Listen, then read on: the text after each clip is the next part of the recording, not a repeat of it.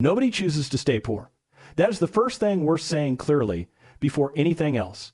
Nobody wakes up in the morning and decides that today, like yesterday, like the years before it, will be defined by not enough security, not enough options, not enough breathing room between where the money runs out and where the next paycheck arrives. Nobody chooses that.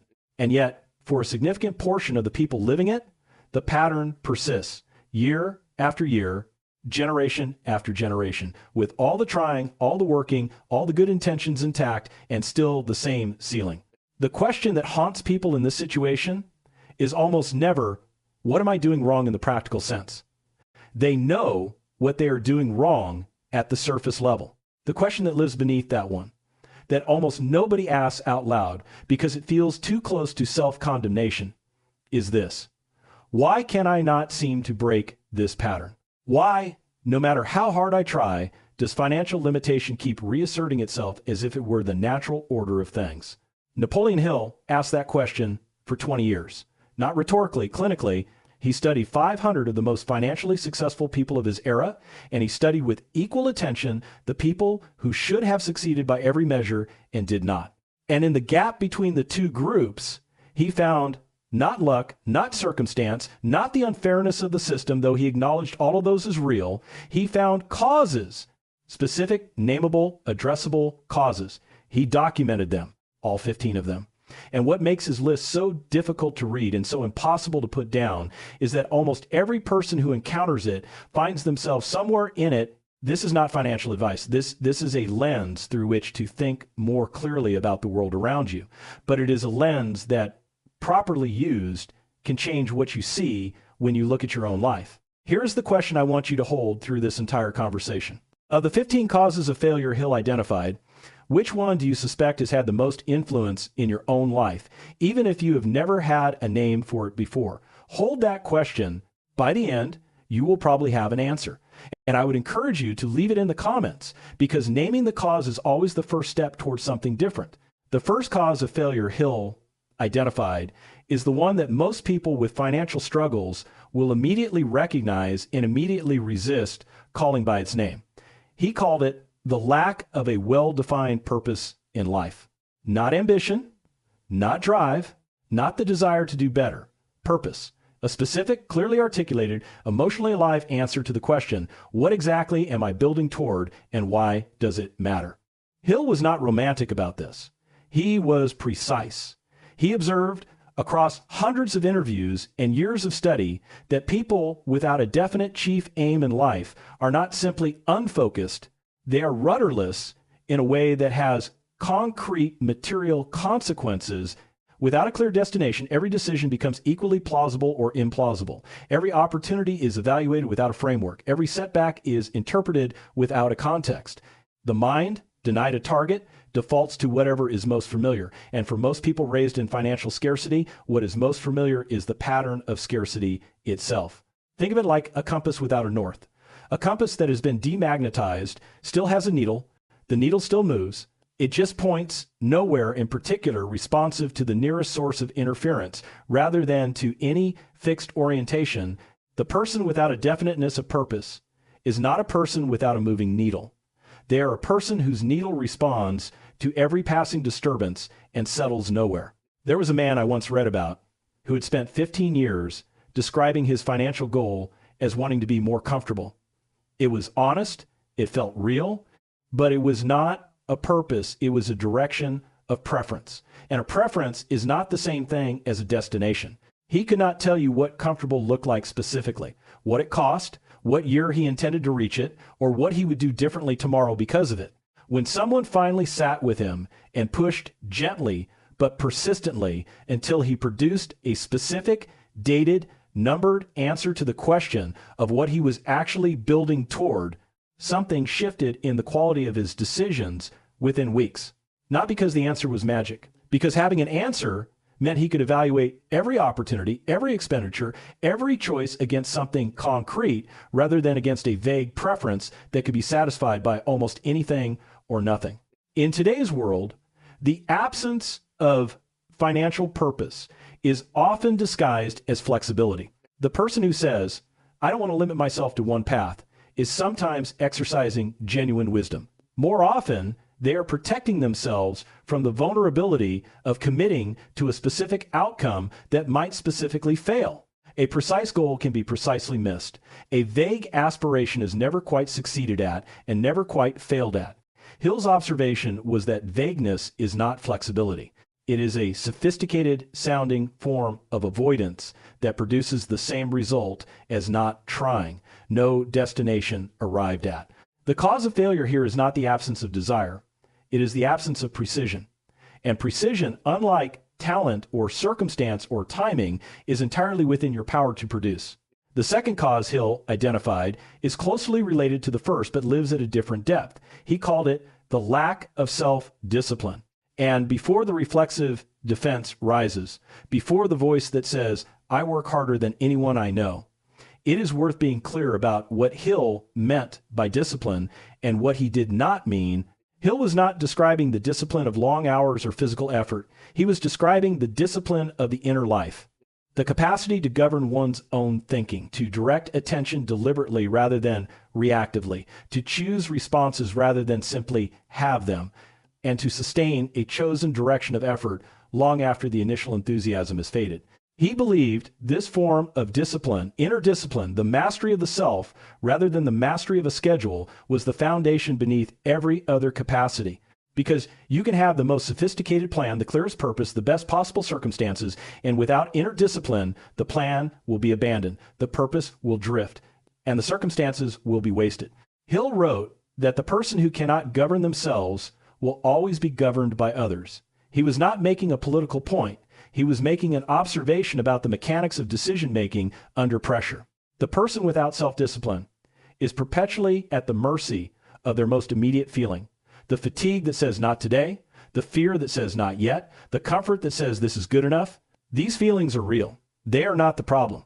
The problem is having no developed capacity to acknowledge them and act in a chosen direction anyway. Imagine an orchestra without a conductor. Every musician is talented. Every instrument is tuned. Every player knows the score. And the result is still noise. Because without a centralizing authority that governs the timing, the emphasis, the priorities of the whole talent becomes cacophony. Inner discipline is the conductor of the self. Without it, the most gifted human being produces results that bear no relationship to their potential. There was a woman I once heard described who had, by the honest assessment of everyone around her, more raw talent than almost anyone in her field. She was genuinely brilliant. She also had, by her own admission, an almost complete inability to do difficult things consistently when no external structure required it of her. She could perform brilliantly under deadline, under supervision, under the pressure of an audience, left to her own governance. In the spaces between external demands, she defaulted to whatever felt best in the moment. The result was a career that remained perpetually beneath her actual capability, not because the talent was insufficient, but because the discipline to direct the talent was never developed. She spent years blaming the industry, the timing, the people who had advanced over her. The honest answer was simpler and more difficult. She had never learned to govern herself. In today's world, self-discipline has a particular enemy that Hill could not have anticipated: the endless availability of comfort, entertainment on demand, stimulation available at any moment. The path of least resistance has never been better designed or more attractively packaged. The capacity for productive discomfort, for choosing the hard thing when the easy thing is one tap away, has never been more rare, and therefore never more valuable. Hill's second cause of failure is not about working harder. It is about building the inner infrastructure to keep choosing the direction you chose day after day, when every ambient signal is suggesting you relax into something easier. The reflection we're sitting with is honest and specific. Where in your life are you governing yourself, and where are your feelings governing you instead? The third cause of failure Hill documented is one that hides behind one of the most socially acceptable behaviors in modern life. He called it procrastination, but he meant something deeper than the ordinary habit of delaying tasks. He meant the habit of waiting for the right conditions, the right moment, the right level of readiness, the right evidence that the risk is worth taking. The habit of perpetual preparation that never quite arrives at action. Hill observed across the lives of people who failed to achieve financial independence despite genuine capability that procrastination was almost always operating, and that it was almost always disguised as prudence, as responsible planning, as not wanting to rush into something, as waiting until the time is right. These framings are so reasonable sounding, so indistinguishable from genuine wisdom, that the person practicing them often cannot see that what they are actually practicing is the avoidance of commitment. Because commitment is what procrastination ultimately avoids. Not effort. Many procrastinators are genuinely busy people. Not planning. Many of them are meticulous planners. What is avoided is the moment of putting the stake in the ground, of making the decision final, of entering a reality where the outcome is specific rather than theoretical, and where failure becomes possible in a concrete, real-world way. Hill wrote that successful people reach decisions quickly and change them slowly, while unsuccessful people reach decisions slowly and change them quickly. He was describing a pattern he had observed with enough consistency to treat it as a principle. The person who decides quickly has accepted that imperfect action in a chosen direction produces more progress than perfect planning in a theoretical one. The person who decides slowly is often waiting for a certainty that does not exist and never will, because the future is always uncertain, and waiting for certainty before acting is simply a more elegant name for not acting. Think of it like trying to jump across a stream by standing at the edge and studying the distance until you are sure you can make it. The study is never long enough to produce certainty, and while you study, the water keeps flowing, the banks may shift, and the moment that was available to you gradually becomes the moment that was available to you once. There was a man I once heard described who had been carrying a business idea for 11 years. He had developed it, refined it, researched it, discussed it with people he trusted. He had every element prepared except one, the beginning. Always one more thing to get right first. Always one more question to answer. Always a better moment just visible on the horizon. When his industry was disrupted by someone else executing a version of the same idea, someone with less research, less preparation, less readiness by any conventional measure. The education was painful and specific. The idea was never the limiting factor. The decision to begin was, in a culture that rewards thoroughness and planning, the procrastinator has excellent cover. Nobody questions the person who says they are still preparing.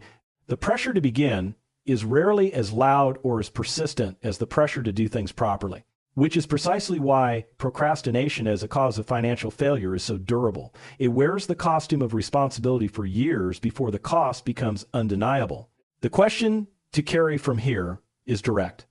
What have you been preparing to begin for longer than preparation genuinely requires?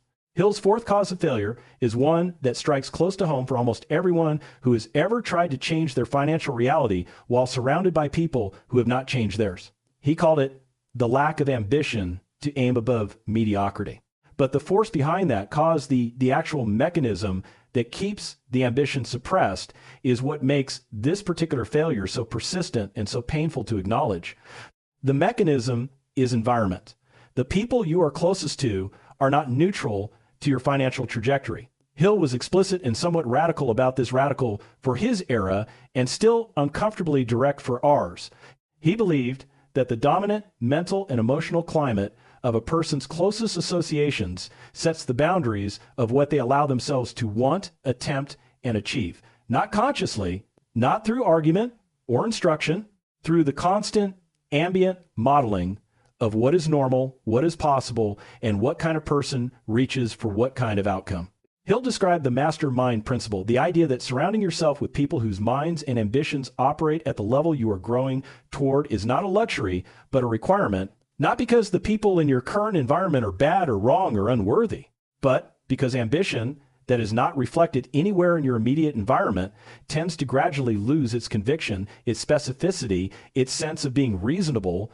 It becomes a private fantasy that you protect by never fully committing to, because commitment would require you to become different from the people who feel like home.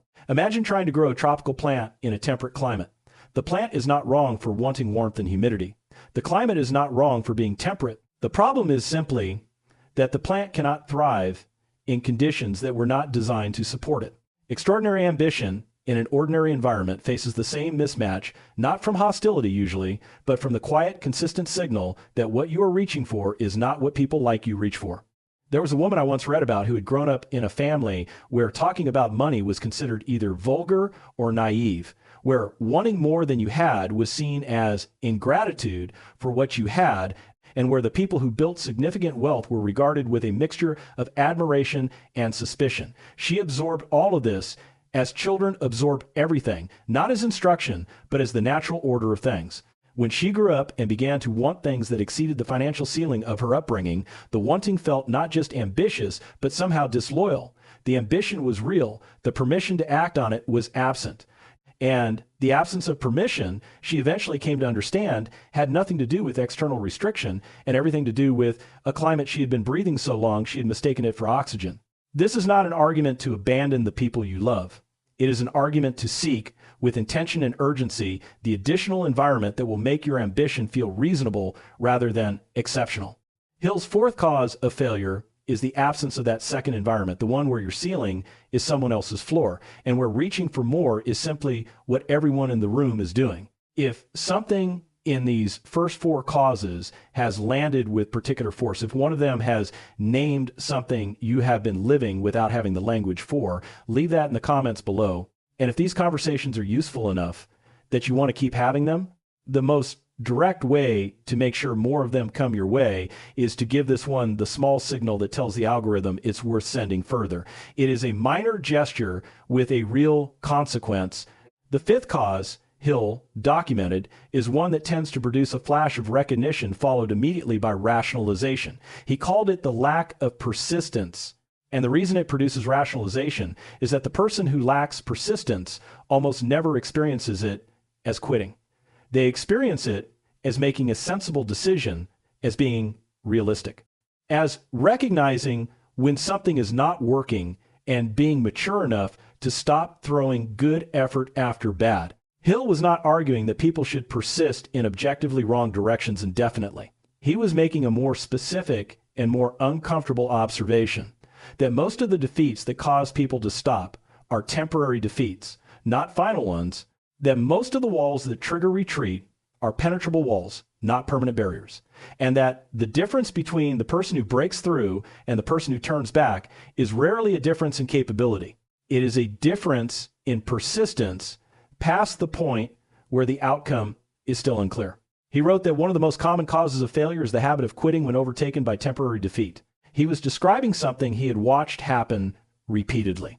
The person who had everything needed for success, who was often closer to the breakthrough than they knew, who encountered one more difficulty at one more difficult moment and concluded that the evidence was finally conclusive it was not going to work, and stopped, and never discovered how close they had been. Think of it like drilling for water. You commit to a location based on careful assessment.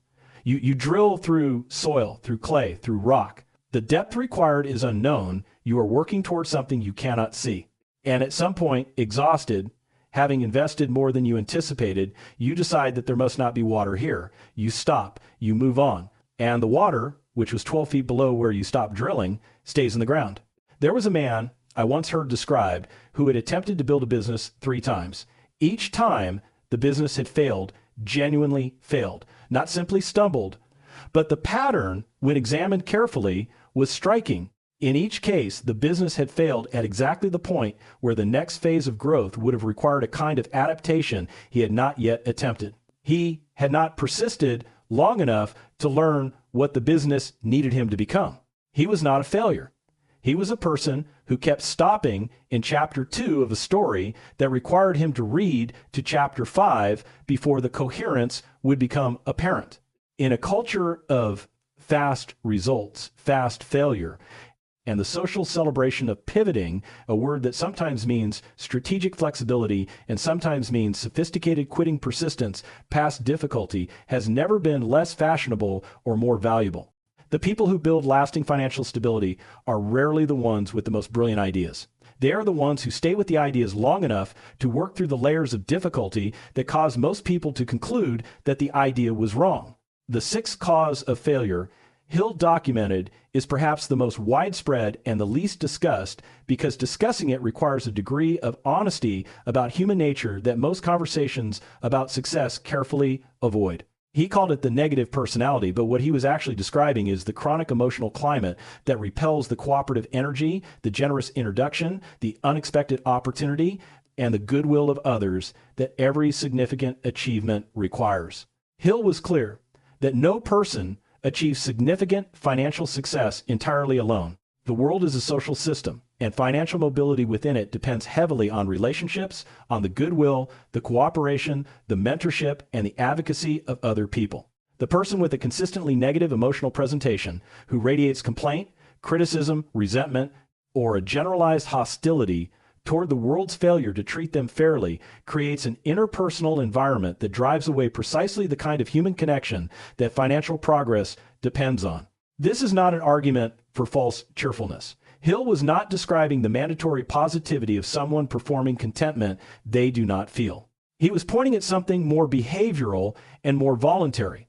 The habit of expressing the negative rather than the constructive, of meeting difficulty with complaint rather than problem solving, of relating to other people primarily through the sharing of grievance. This habit feels to the person practicing it like honesty, like refusing to pretend that things are fine when they are not. What it produces in the people on the receiving end is a quiet, consistent desire to be elsewhere. Think of it like the difference between two adjacent plots of land. One is cultivated, attended to, producing something visibly in process. The other is overgrown, littered with the debris of old projects, broadcasting through its condition that investment here is unlikely to yield return. Both plots are available. People consistently choose the cultivated one, not because they are unfair, but because they are responsive to the signals that environments send about whether they are worth engaging with. There was a woman I once heard described who was deeply intelligent, genuinely capable, and chronically overlooked for professional opportunities that seemed to go to people she privately considered less deserving. She had assembled an extensive internal case for why the system was rigged, and the case had real evidence. But when a mentor finally offered her an honest mirror, what she saw in it was that the energy she brought to every professional interaction was the energy of someone waiting to be disappointed. Every meeting she entered with the defensive posture of a person who expected to be underestimated. Every conversation she conducted with the low-grade frustration of someone who had already decided that people would let her down, and people responding to what they were actually receiving rather than what she theoretically deserved, did. In today's economic climate, where networking has become a word for the strategic harvesting of human connection rather than its genuine cultivation, the person who genuinely radiates warmth, curiosity, and collaborative energy has a financial and professional advantage that no amount of technical skill can fully compensate for in its absence. Hill's sixth cause of failure is not about being liked. It is about understanding that the quality of your relationships is a component of your financial infrastructure, and that the emotional climate you consistently bring to those relationships is within your power to choose and to change. Consider the quality of energy you most consistently bring into the room, and consider whether it is the energy that opens doors or the energy that closes them. If this conversation is the kind that cuts close to something real, if one of these causes has named something you recognize in your own life or in the life of someone you care about, consider passing it along, not as a verdict on anyone, as a set of lenses that might help someone see more clearly what has been operating beneath the surface of a pattern they have been trying without quite enough information to change. Hill's 7 through 15 causes of failure form a kind of deepening spiral, each one building on the psychological foundation of the previous. He identified the lack of controlled enthusiasm, the inability to sustain genuine passion for a chosen direction once the novelty has faded. He identified intolerance, the closed mind that stops learning precisely when learning would change everything. He identified intemperance in its various forms, the patterns of overconsumption and indulgence that drain financial resources at the same rate they are built. He identified the fear of criticism, which silences ideas before they can be tested and keeps ambition permanently theoretical. He identified concentrated egotism, the kind of self-focus that makes genuine collaboration impossible and drives away the very people whose input and support would accelerate progress. And he identified something he considered among the most powerful and most destructive of all the 15 causes: the susceptibility to negative influences, the tendency to absorb the dominant emotional and mental climate of whatever environment one is in, rather than consciously maintaining the inner climate one has chosen. Hill observed that most people are not defeated by dramatic antagonists. They are slowly shaped by the ambient negativity of their surroundings, by the news that is consumed without selectivity, the conversations that are participated in without examination, the general social agreement that certain things are impossible for certain kinds of people. Not through argument, through osmosis, through the gradual, invisible saturation of a mind that was left open to receive whatever arrived. Hill's final causes include what he called the lack of concentration of effort, the spreading of energy across too many directions to build momentum in any one of them, and the habit of indiscriminate spending. This last one is particularly significant and particularly overlooked in conversations about why poor people stay poor, because it connects the inner world to the outer in the most direct material way available. The person whose financial psychology is governed by fear, scarcity, or the emotional use of petting as comfort will consistently consume what they produce, regardless of how much they produce. The income rises, and so do the expenditures. The pattern is not a budgeting problem. It is a psychology problem wearing a budgeting costume. The practical insight Hill was offering across all 15 causes is not that poor people are flawed. It is that poverty is maintained in significant part by patterns of thought and behavior that are addressable, that have causes that can be named, understood, and changed. Not overnight, not without difficulty, but deliberately, and with the right understanding of what you are actually dealing with. There was a man I once heard described who had grown up in genuine poverty and had spent his adult life convinced, at some level he rarely examined, that the poverty was his natural state, that the forces maintaining it were external and beyond his influence. When he finally sat with Hill's list of causes, not as a judgment of himself, but as a diagnostic tool, the way a doctor uses a list of symptoms to identify what is actually happening, he found 7 of the 15 operating in his life with varying degrees of influence. 7 specific nameable patterns that were collectively maintaining a result he had always attributed to circumstance. The recognition was not comfortable. It was also the most useful information he had ever received about his own life. And so we return to where we began, to the person who wakes up in the morning and finds again that not enough is the condition of the day, to the pattern that persists despite the trying, the working, the genuine intention to reach something different.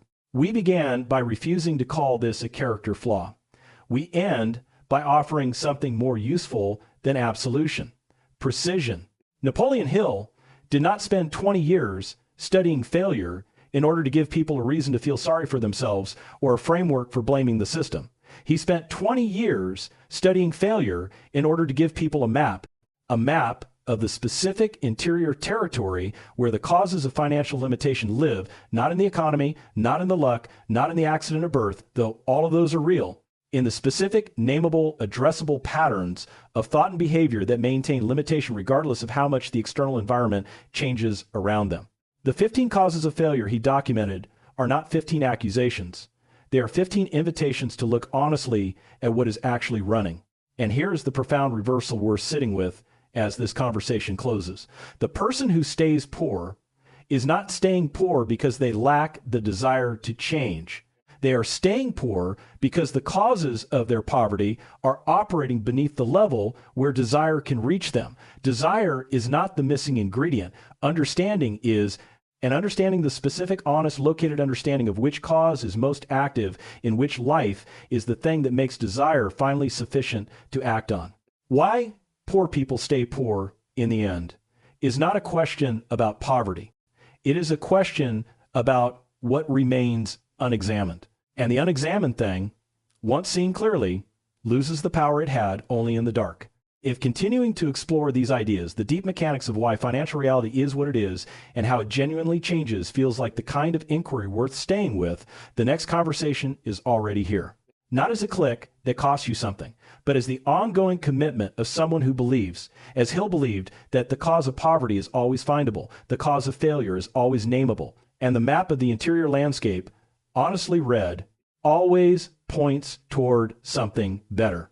The cause you name today is the one that stops running your life tomorrow.